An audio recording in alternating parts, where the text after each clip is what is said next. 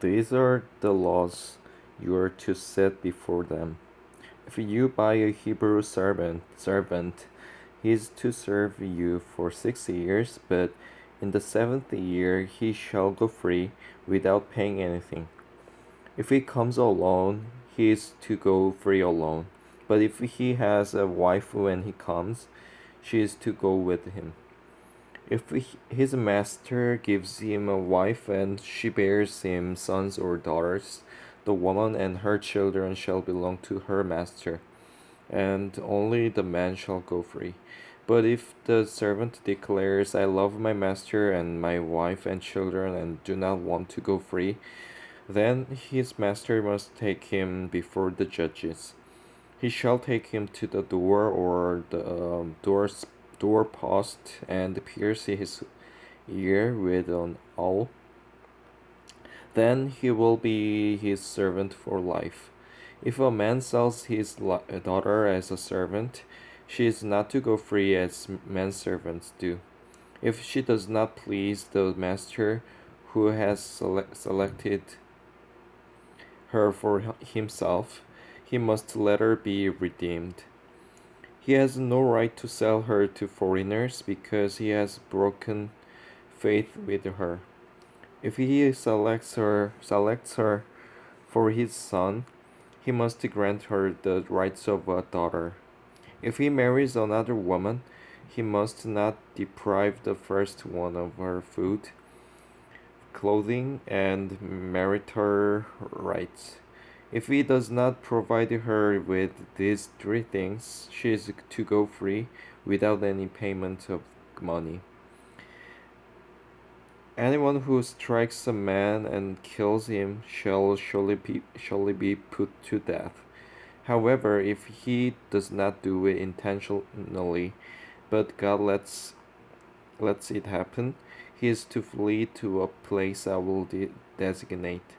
But if a man scams and kills another man deliberately, take him away from my altar and put him to death. Anyone who attacks his father or his mother must be put to death.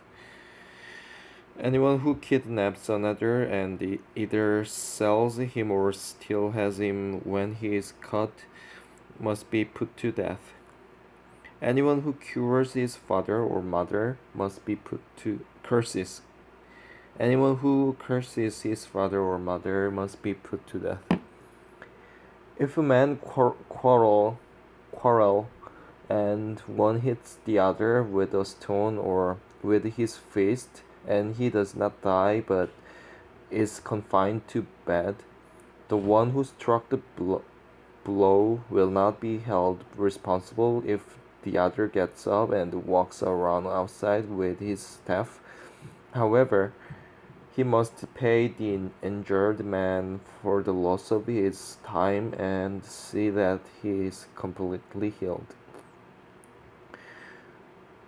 If a man beats his male or female slave with a rod and the slave dies as a direct result, he must be punished, but he is not to be punished if the slave gets up after a day or two, since the slave is his property. If men who are fighting hit a pregnant woman and she gives birth prematurely, but there is no serious injury, the offender must be fined whatever the woman's husband demands and the court allows. But if there is serious injury, you are to take life for life. Eye for eye, tooth for tooth, hand for hand, foot for foot, burn for burn, wound for wound, bruise for bruise. If a man hits a manservant or maidservant in the eye and destroys it, he must let the servant go free to compensate for the eye. And if he knocks out the tooth of a manservant or maidservant, he must let the servant go free to compensate for the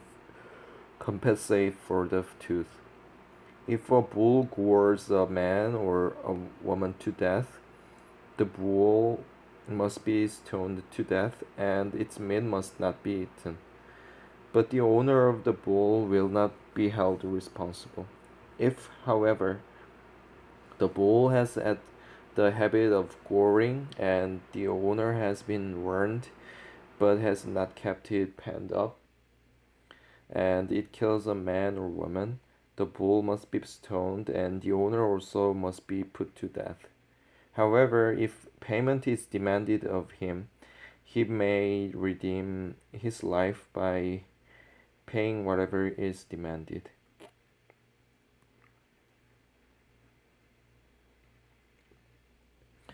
This law also applies if the bull gores a son or daughter.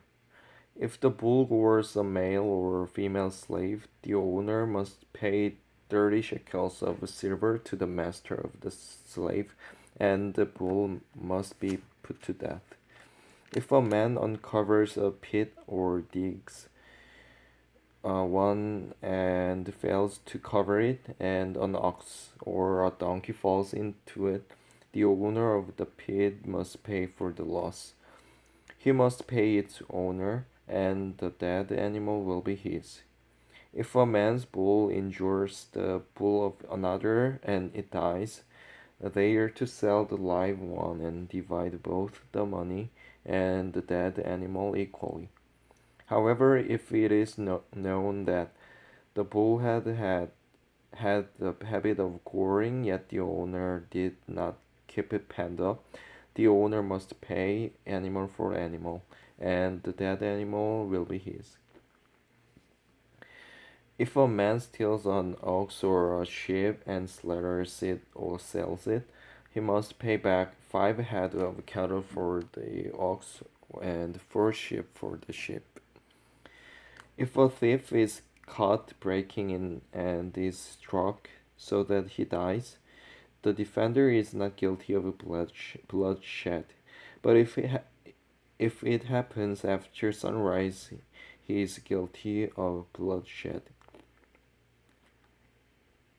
A thief must certainly make restitution, but if he has nothing, he must be sold to pay all for his theft.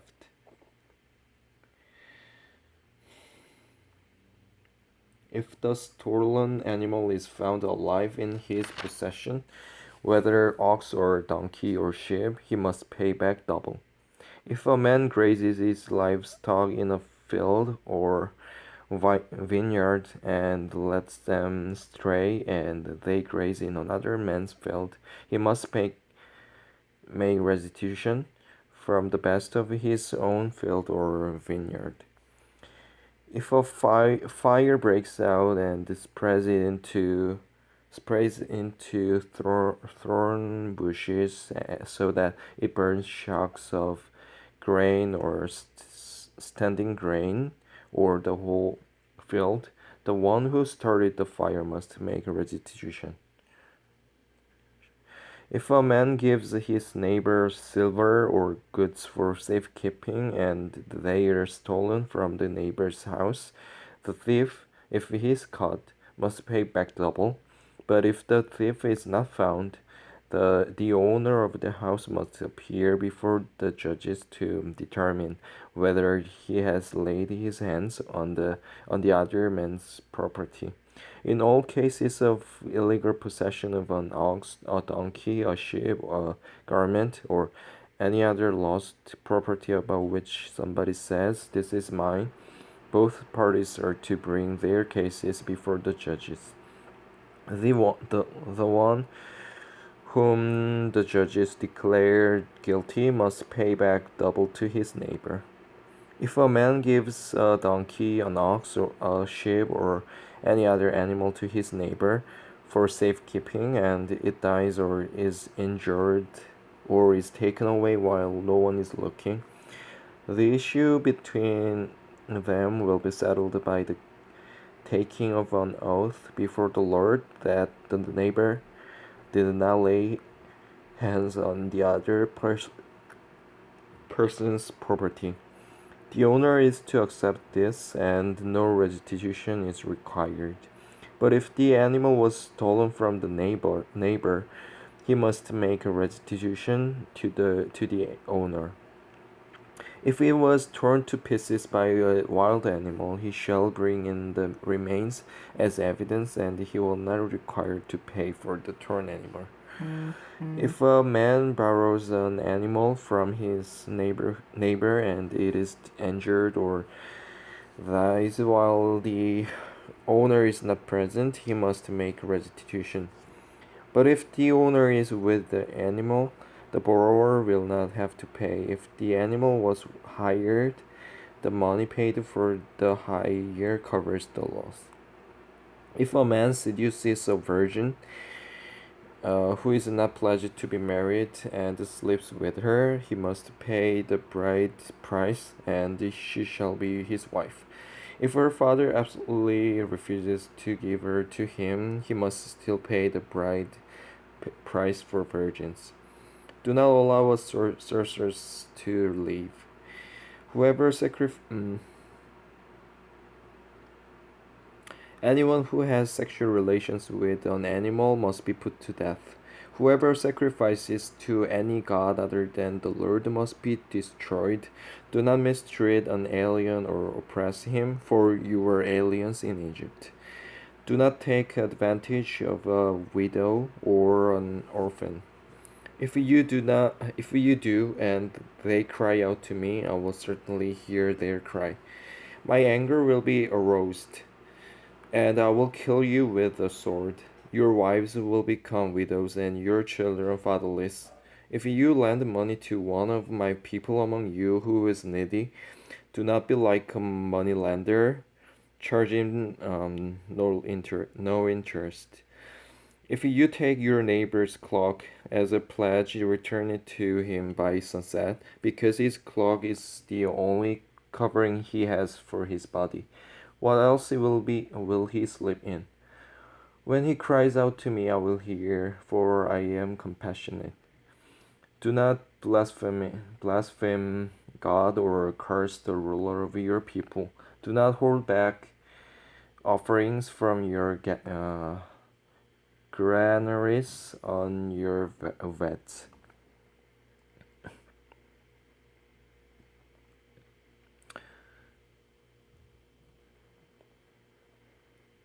You must give the firstborn of your sons.